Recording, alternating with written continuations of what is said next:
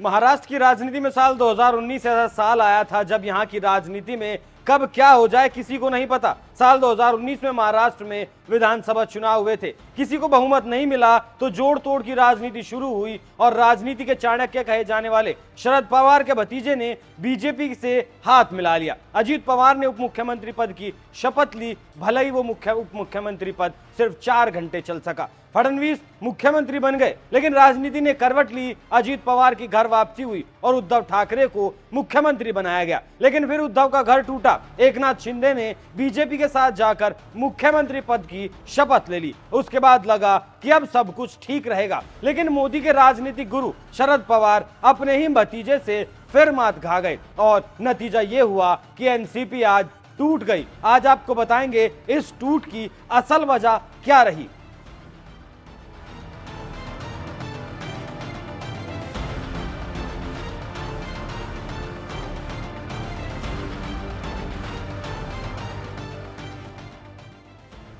नमस्कार, NMF news देख रहे हैं आप। मैं हूं आपके साथ अभिषेक पुंडीर। प्रधानमंत्री नरेंद्र मोदी को अक्सर कहते सुना जा सकता है कि शरद पवार उनके राजनीतिक गुरु हैं। वो ऐसा कहा भी जाता है कि शरद पवार राजनीति के चाणक्य हैं, लेकिन मोदी के गुरु गुड़ ही रह गए और चेला चीनी बन गया। ऐसा इसलिए कहा जा रहा है क्योंकि भतीजे अजीत पवार ने एक बार फिर से डिप्टी सीएम पद की शपथ ले ली और अब वो देवेंद्र फडणवीस की बराबर वाली कुर्सी पर जा बैठे हैं। याद करिए, अभी 2 ही दिन पहले की बात है जब फडणवीस ने कहा था कि शरद पवार अगर राजनीति के चाणक्य हैं तो उन्होंने भी कच्ची गोलियां नहीं खेली। और इस बयान को 48 घंटे भी नहीं बीते कि महाराष्ट्र की राजनीति में भूचाल आ गया। महाराष्ट्र में बीजेपी का एक मिशन भी चल रहा था और वो मिशन था मिशन 45। मतलब लोकसभा चुनाव में बीजेपी 45 सीट जीतना चाहती है और अब ये जो खेल हुआ है उससे लगता है कि बीजेपी इस मिशन को पूरा करने की दिशा में अपना काम पूरा कर चुकी है। अच्छा, यहाँ एक बात और समझने वाली है और वो ये है कि जब अजीत पवार ने पहले बगावत की थी उस वक्त शरद पवार ने उनकी घर वापसी करवा ली थी, लेकिन फिर से बगावत क्यों हुई? क्यों अजीत पवार को वो घर छोड़ना पड़ा जिसके दम पर वो यहां तक आए थे? तो इसकी वजह है शरद पवार का धृतराष्ट्र बन जाना। जैसे धृतराष्ट्र ने सब कुछ जानते हुए भी दुर्योधन को राजा बना दिया था, ठीक वैसे ही शरद पवार ने अजीत पवार की मेहनत को दरकिनार करते हुए अपनी बेटी सुप्रिया सुले को पार्टी की कार्यकारी अध्यक्ष बना दिया। तलखी तो इसी बैठक में सामने आ गई थी क्योंकि अजीत पवार कार्यक्रम के पूरा होने से पहले ही कार्यक्रम को बीच में छोड़कर चले गए थे। शरद पवार भले ही चाणक्य हैं, लेकिन पार्टी में पकड़ अजीत पवार की भी कम नहीं है और इसी बात को शायद शरद पवार भूल गए। यहां तक तो सब ठीक था, उसके बाद भी शरद पवार ने अजीत पवार के सम्मान को ठेस पहुंचाने का काम किया।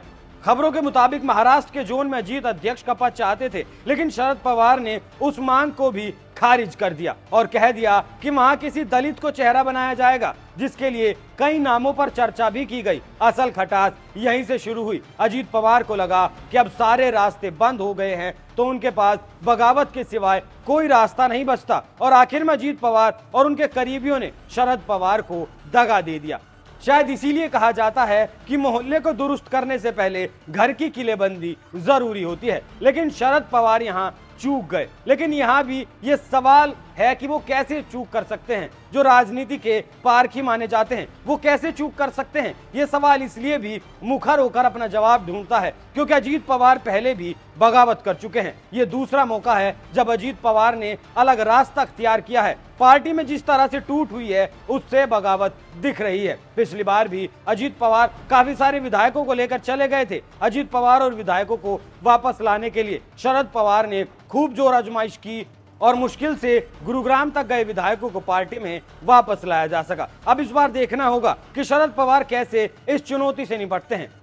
अजीत पवार के साथ जिस तरह से 18 विधायक राजभवन पहुंचे हैं उससे साफ है कि एनसीपी में सब कुछ ठीक पहले से नहीं था। मीडिया में बयानबाजी के उलट अजीत पवार नाराज चल रहे थे। अगर एनसीपी में बगावत हुई तो अब सवाल ये है कि महाविकास अघाड़ी का अब भविष्य क्या है? महाविकास अघाड़ी में सिर्फ शरद पवार की एनसीपी और कांग्रेस और उद्धव की शिवसेना ही बचेंगे, लेकिन यहाँ भी पेच फंसता है। एनसीपी पर भी अजीत पवार ने दावा ठोक दिया है। तो अब क्या उद्धव ठाकरे के जैसे ही एनसीपी मतलब शरद पवार को भी एक नई पार्टी बनानी पड़ेगी। एक और बड़ा सवाल यह है, जिस तरह से एकनाथ शिंदे ने पूरी शिवसेना अपने साथ ले ली, क्या उसी तरीके की चुनौती शरद पवार के सामने अब दस्तक देने वाली है? महाराष्ट्र के मंत्री सुधीर मुनगंटीवार का दावा है कि एनसीपी के 40 से ज्यादा विधायक सरकार के साथ हैं। अगर ऐसा है तो फिर एनसीपी का हाल क्या शिवसेना जैसा नहीं होने वाला है? अच्छा, यहाँ एक बात और समझिए कि ये झटका महाराष्ट्र तक ही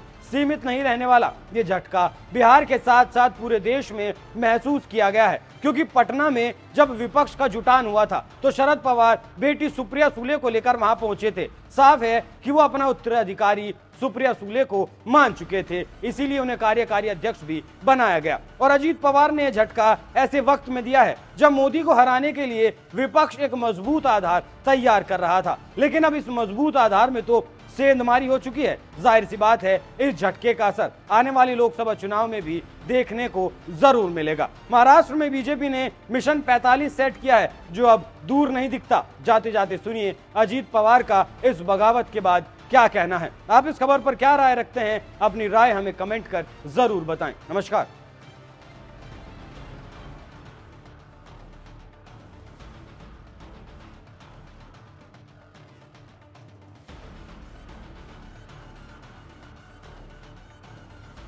होके उसका मुकाबला करना चाहिए। इसी माध्यम से हमने सबने मिलके ये डिसीजन लिया है। पार्टी के नाते हमने ये डिसीजन लिया है और ये होते हुए पूरे विधायक हमारे साथ है, मेंबर ऑफ पार्लियामेंट हमारे साथ है, बाकी के पार्टी के वर्कर हमारे साथ है। इसीलिए आज मैंने डिप्टी चीफ मिनिस्टरशिप का ओथ ली। बाकी के हमारे सीनियर नेता और नया भी कुछ लोगों को हमने आज तक इस गवर्नमेंट में लेडी को प्रतिनिधित्व नहीं था, आगे शायद वो देंगे, लेकिन हमने वो भी सोचा और यंग जनरेशन को भी हमने कैबिनेट मिनिस्टर के नाते, जैसे पहले मुझे याद है भुजबल साहब के नेतृत्व में हमने जब 99 में चुनाव लड़ा था, तब हम यंग थे, मैं आर पाटिल, दिलीप वैसे पाटिल, जयंत पाटिल, हम सुनील तक्करे, हम सब ये लोगों को मौका मिला था। अभी वैसा ही संजय बंसोड़े हो या अपना अदिति तक्करे हो या अनिल भाईदास पाटिल हो, ऐसे अलग अलग नए लोगों को भी हमने उसमें शामिल किया गया है। और उसमें ट्राइबल को भी प्रतिनिधित्व मिलना चाहिए, शेड्यूल कास्ट को भी प्रतिनिधित्व मिलना चाहिए, माइनॉरिटी को भी प्रतिनिधित्व मिलना चाहिए, लेडीज को भी प्रतिनिधित्व मिलना चाहिए। ऐसा सब सोचकर और ओबीसी को भी प्रतिनिधित्व ज्यादा मिलना चाहिए। ऐसा सब सोचकर हमने ये मिनिस्ट्री में मौका दिया है। और आगे भी जो हम जब बात सीएम साहब के साथ करेंगे, बाकी डीसीएम साहब साथ के करेंगे, बैठेंगे, तो बाकी के भी लोगों को और मौका देने की हमारी कोशिश रहेगी।